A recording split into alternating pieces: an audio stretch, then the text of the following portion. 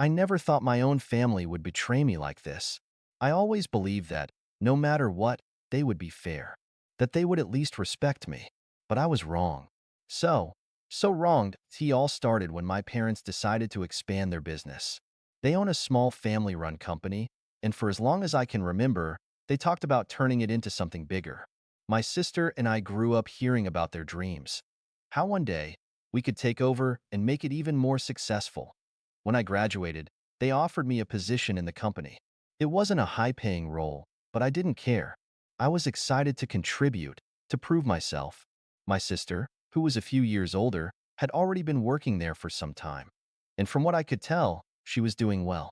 She had a nice car, moved into a fancy apartment, and never seemed to struggle financially. I assumed she was getting paid well, but I never thought to ask. After all, why would I? I was focused on working hard and earning my place in the company.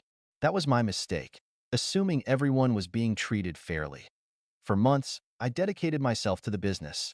Late nights, early mornings, weekends spent handling extra tasks. I went above and beyond because I thought I was building something that would eventually be mine too. But then, one day, I overheard something that made my stomach drop. MY's sister was talking on the phone, laughing, saying something about a huge payment she had just received. I remember the exact words. Yeah, Mom and Dad just sent it over. Crazy, right? So much for struggling at work, huh? I froze. Payment? What payment? I brushed it off at first, thinking maybe it was a bonus or something. But something about the way she said it didn't sit right with me. So, later that night, I decided to ask my parents about it. I wasn't expecting a confrontation. I wasn't even mad at that point. I just wanted to understand. But when I asked them, my mother scoffed, shaking her head like I had said something ridiculous. Your family, she said, as if that explained everything. Family doesn't work for money. We all help each other out. That's just how it is. I stared at her, completely speechless. If working for free was normal, why was my sister getting paid? And that's when I heard a ding, the sound of a notification. My sister smirked, glancing at her phone. My heart pounded as she turned the screen toward me, just enough for me to see the message. A large payment had just been deposited into her account. I swallowed hard. Maybe you're just not worth paying, she said mockingly, her smirk widening. Something inside me snapped. I didn't argue. I didn't yell. I didn't demand an explanation. I just closed my phone, turned around, and walked away. But what happened next? Well, that's where things get really interesting. I walked straight to my room, my mind racing. How could they do this to me? After everything I had done for the company, late nights, early mornings, extra hours, I was nothing more than free labor to them. And my sister? She knew about it. She enjoyed it. That smirk on her face wasn't just arrogance. It was satisfaction. I sat on my bed, staring at my phone. I wanted to scream, to confront them, to demand answers. But what was the point? They had already made up their minds. I spent the next few days in a fog. I still showed up to work, but my heart wasn't in it.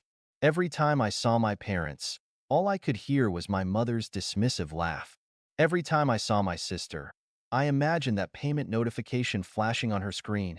Then, one night, I made a decision. I was done.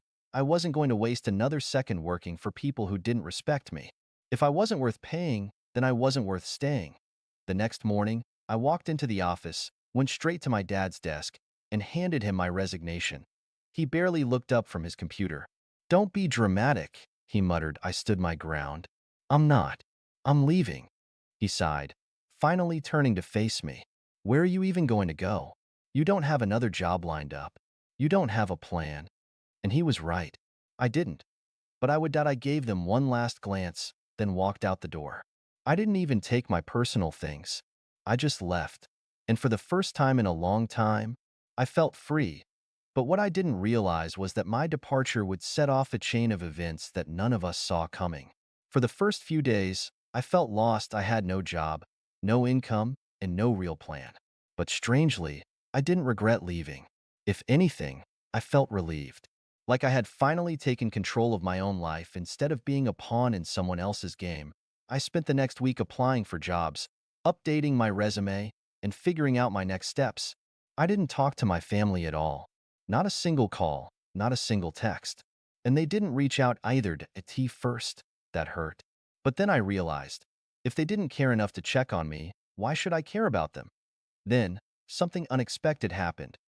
Late one night, I got a message from an old colleague, someone who had briefly worked at my parents' company before quitting out of frustration. Hey, I heard you left. Good for you. By the way, you might want to check the company's finances. Something weird is going on. I frowned. Weird how? Just look into it. Trust me. I had no idea what they were talking about, but my curiosity got the best of me. I still had access to some of the company's financial records. My parents had never bothered revoking my login.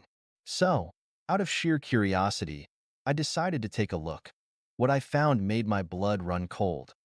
There were massive payments going out, way more than what my sister should have been getting. Not just her salary, but bonus after bonus, all marked under vague descriptions like consulting fees and special allowances. But that wasn't even the worst part. Some of the transactions were under my name, payments that I never received, money that should have been mine, but had clearly been funneled elsewhere. And if I was right about where it was going, then my parents weren't just being unfair, they were stealing from me. I sat there, staring at the screen, my heart pounding. This wasn't just favoritism. This wasn't just my parents refusing to pay me. This was straight-up fraud. They had been using my name to move money, money that was never actually deposited into my account.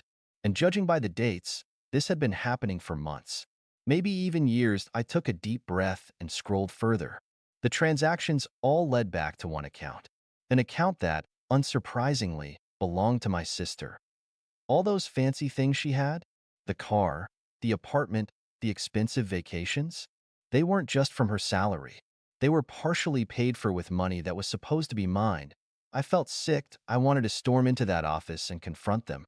I wanted to scream, to demand answers. But I knew better. If they were willing to steal from me, there was no telling how far they'd go to cover it up, so instead, I took screenshots. Every transaction, every fraudulent payment. I backed up everything onto a private drive and even sent copies to a trusted friend, just in case something happened to my files. Then, I sat back and thought I had two options. Point one, I could confront them directly, but they would just deny it, twist the story, and make it seem like I was overreacting. Or two, I could hit them where it really hurt, their reputation, their business, their money, and the more I thought about it, the more I realized. This wasn't just about getting back what was mine. IT was about making them pay, so I made a plan. And when the time came, they never saw it coming. I spent the next few days preparing carefully. First, I contacted an accountant I knew, a former employee of my parents' company who had left on bad terms. I showed them everything I had found. Their reaction? Pure shock. This is serious, they said. If they're moving money under your name without your consent, that's fraud. And if they're using company funds for personal expenses, that could be embezzlement. That was exactly what I needed to hear. Next, I reached out to a lawyer. I explained everything, showed them the records, and asked what my options were. Their response was even better. You have a solid case. If you take legal action, you could recover the stolen money and possibly even take down the company. That's when I knew. I wasn't just going to expose them. I was going to destroy them. But before I made my move, I wanted to do one last thing. I wanted to see if they would admit to IT.so. I arranged a casual visit home. My first time seeing them since I had quit. When I walked through the door, my mom barely looked up from her phone. My dad just nodded. And my sister? She had that same smug expression she always wore. Like she had won. I sat down at the dining table, cleared my throat, and said as casually as I could, "So, I've been going through my finances. Found something interesting." My mom raised an eyebrow. "Oh, yeah," I said, leaning forward. "Apparently, I've been getting paid this whole time. Except, I never saw a cent of it. Weird, right?" Silence. Dumb. Why? Dad's expression didn't change, but I saw his jaw tighten. My mom shifted slightly in her chair. And my sister? She was suddenly very interested in her phone. That was all the confirmation I needed. I let the silence drag out before finally standing up. Anyway, just thought I'd mention it. I'm sure the authorities will find it just as interesting as I did. My mom's head snapped up. What? I smiled. Oh, didn't I mention? I spoke to a lawyer and an accountant. And, well, let's just say things are about to get very interesting. Then I turned and walked out. And that was when everything truly started to fall apart. I didn't look back as I walked out of that house, but I knew. I just set a fire that couldn't be put out. The first sign of panic came that very night. My phone buzzed repeatedly, calls from my mom, my dad, even my sister. I didn't answer a single one. Then came the texts. Mom, we need to talk. Don't do anything stupid. Dad, let's be reasonable about this. Family issues shouldn't be handled this way. Sister, you're being dramatic. It's not a big deal. Not a big deal. They had been stealing from me, using me like free labor, and funneling my money into my sister's account. Now that I was standing up for myself, they wanted to play the family card. Too late for that. The next morning, I met with my lawyer again. I officially filed a lawsuit against my parents' company for fraud and financial misconduct. My lawyer assured me that, with the evidence I had, they wouldn't just have to pay me back. They could face serious legal trouble. And I wasn't the only one who had issues with them. I started reaching out to old employees, people who had left the company because of shady practices. It didn't take long to find others who had been underpaid, overworked, or even scammed by my parents. Word started spreading. Then came the real explosion that a week later, an anonymous whistleblower, not me, I swear, leaked the financial documents I had found. The information somehow made its way to a business watchdog website. And just like that, my parents' company was under public scrutiny. Clients started pulling out. Investors started backing away. The reputation my parents had spent years building, it was crumbling overnight. And my sister, her precious bank account, the one filled with money stolen from me, it was frozen. Then, just when I thought things couldn't get any worse for them, the authorities got involved. The investigation moved fast. Too fast for my parents to cover their tracks. One morning, I woke up to the news. My parents' company was officially being audited for financial fraud, and it got worse for them. Turns out, the money funneled through my name wasn't the only shady thing they had done. As investigators dug deeper, more skeletons came tumbling out of their closet. Unreported income, tax evasion, misused company funds. IT was a mess. And then, one morning, my sister called me. For the first time in weeks, I actually picked up. Are you happy now? She snapped. You ruined everything. I almost laughed. I ruined everything? You and mom and dad stole from me, lied to me, used me, and you think I'm the problem? It wasn't stealing, she shot back, her voice cracking. It was just reallocating. They said you'd get it back eventually. I shook my head. Wow, you actually believe that? Silenced, I let it hang for a moment before continuing, my voice calm. You had every opportunity to be better than them, but you chose to be just like them. And now you're facing the consequences. She didn't say another word before hanging up. That was the last time we spoke. But things didn't end there. A few weeks later, my lawyer called me with an update. Your parents' company is collapsing. With the lawsuits, the fines, and the lost clients, it won't survive much longer. And my money? I asked. They'll have to pay it back. Every last cent. I leaned back in my chair, exhaling slowly that I had won. They had spent years treating me like I was worthless, like I didn't deserve to be paid, like I was just free labor. And now, they were the ones who had lost everything. I should have felt satisfied, triumphant, even, but all I felt was free. Finally, free. The real chaos began when my parents realized there was no way out. One evening, I got a call from my mother. I almost ignored it, but something in me wanted to hear what she had to say. The moment I answered, all I heard was sobbing. How could you do this to us? She wailed. We're your family. You're ruining us. I stayed silent, letting her cry, her voice breaking between gasps. Then my father took the phone. Unlike my mother, he wasn't crying. He was furious. You ungrateful brat, he spat. After everything we've done for you, you stab us in the back like this? I scoffed. After everything you did to me? We fed you. We gave you a home. And you repay us by tearing our business apart? That made me laugh bitterly.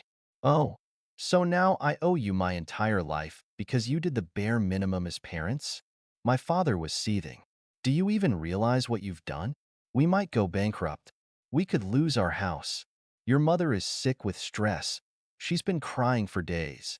She should have thought about that before stealing from me. I shot back. This is your fault, my father roared. You destroyed your own family over a little money. That was it. I snapped. A little money? You stole years of my pay. You used me to cover your tracks. You let my sister live like a queen while treating me like a servant. And now you want sympathy? My voice was shaking with rage, but I didn't stop. You chose this. You thought you could get away with it forever. And now that you're finally facing the consequences, you blame me? The line went dead, and I guess he couldn't handle the truth. But it wasn't over. A few days later, I got a text from my sister. Sister, I hope you're happy. Mom had a breakdown. She can barely eat. The company's going under. We're losing everything. But I guess that doesn't matter to you, huh? I stared at the message, shaking my head. They still didn't get it. They thought this was my doing, that I was the villain. I typed back. You had a choice. You could have treated me like family. Instead, you treated me like garbage. Enjoy the consequences, and I hit send. The final blow came a week later. My lawyer called me. It's official. The company is bankrupt. Your parents are being forced to sell their assets, and you'll be getting your money back. I nodded, taking it all in. I had one. A few days later, I drove past my parents' office. The building was empty. A for sale sign stuck in the dirt. My childhood home? Also on the market. Everything they had built, the empire they had controlled, was gone. It didn't take long for the rumors to start spreading. Their once reputable company was now a cautionary tale of greed, deceit, and shattered family bonds. Clients who had trusted them for years were filing complaints. Employees who had been with the company for decades were getting settlements. And the press? They were all over it. The scandal made headlines. But it wasn't just the company that had fallen apart. The family was unraveling too. Weeks passed, and I still couldn't bring myself to reach out to them. I knew it was over. There was no fixing what had been broken. Then one afternoon, my phone buzzed again. It was my mother. This time, I answered. We've lost everything, you know, she said, her voice devoid of emotion. The house is gone. The company is gone. Your father, he's drinking more than ever. I don't know what to do anymore. I wasn't sure how to respond. Part of me wanted to say, good. But another part of me felt an unfamiliar twinge of guilt. What do you want me to say? I finally asked, my voice flat. We just need you to come back. Help us fix this. Please, we're family. Her voice cracked. I paused. The words were laced with desperation. But all I could think about was everything I had lost. The years spent working without pay. The broken promises. The way they had treated me like I was invisible, disposable. You had your chance to treat me like family. But you chose not to, I said coldly. You chose money over me. And now you're asking for my help? There was a long silence on the other end. I could hear her sniffling, trying to hold it together. Please, we're sorry. Your father is falling apart. He can't handle this. I bit my lip, staring at the floor. Maybe you should have thought about that before all of this started. You thought I was worthless. Well, now you know better. Her response was barely a whisper. You were never worthless. You're my child. But we were wrong. Please, I'm begging you. It was hard to hear her like this, broken, pleading. A part of me almost wanted to reach out.